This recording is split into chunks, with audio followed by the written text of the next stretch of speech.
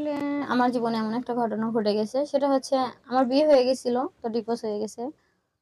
কারণ যে ছেলেটাকে আমি নিজে রিলেশন করে না, ফ্যামিলি তারপরও পছন্দের মধ্যে দুজন একসাথে পড়াশোনা করতাম।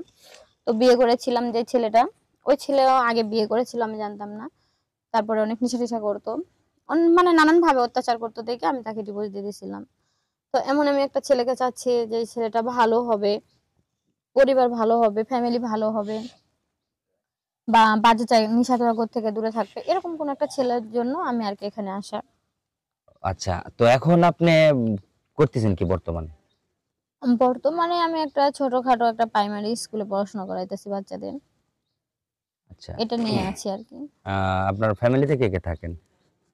ফ্যামিলিতে আমার আম্মু আছে আর আমরা ৩ বোন আছি। উনারা কি করেন?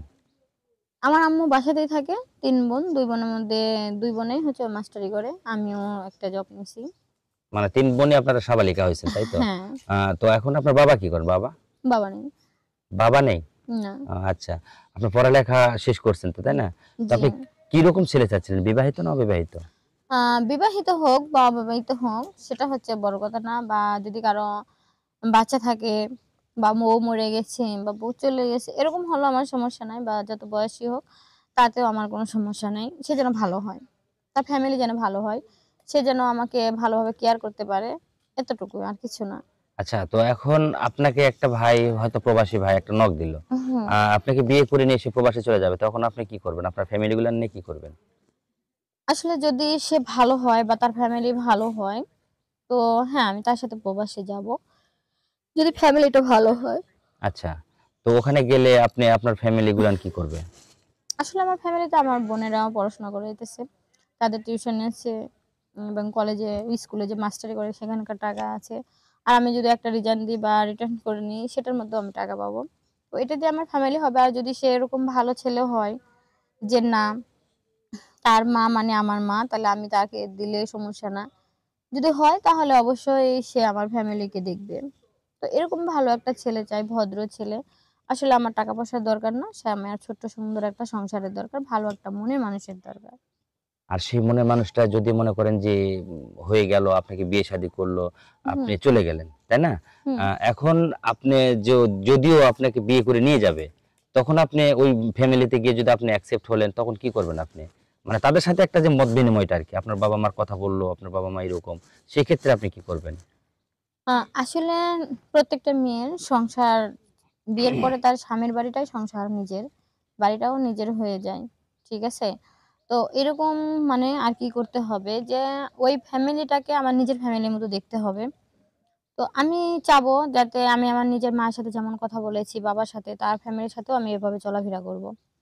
তো সেই ক্ষেত্রে আমার ওই ফ্যামিলিটাই মানে আগে হলো দেখতে হবে। ওই ফ্যামিলিটাও যেন ভালো থাকে।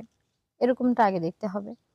তো আমি আগে আমার নিজের সংসার ঠিক করব। তারপর আমার বাবা-মার সাথে কথা বলব বা ফ্যামিলি যারা আছে তাদের সাথে সাক্ষাৎ করব। আপনার ফ্যামিলি তো পারতো আপনাকে দেখে শুনে একটা বিয়ে দিতে।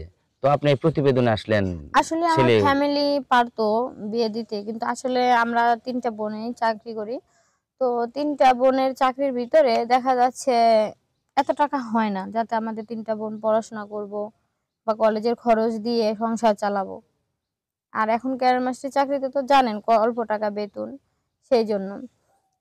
তো যাই হোক জন্য হয় না দেখে আসলে আমি এরকম একটা ছেলে চাচ্ছি। কারণ আমার অত সামর্থ্য নাই যে ভালো একটা ফ্যামিলিতে গেলে দেখা যাচ্ছে ৩-৪ লাখ টাকা যৌতুক চাবে বা গহনা চাবো, এ ঘরে ফার্নিচার চাইবে। এরকম দেওয়ার মতো আমাদের সামর্থ্য নাই।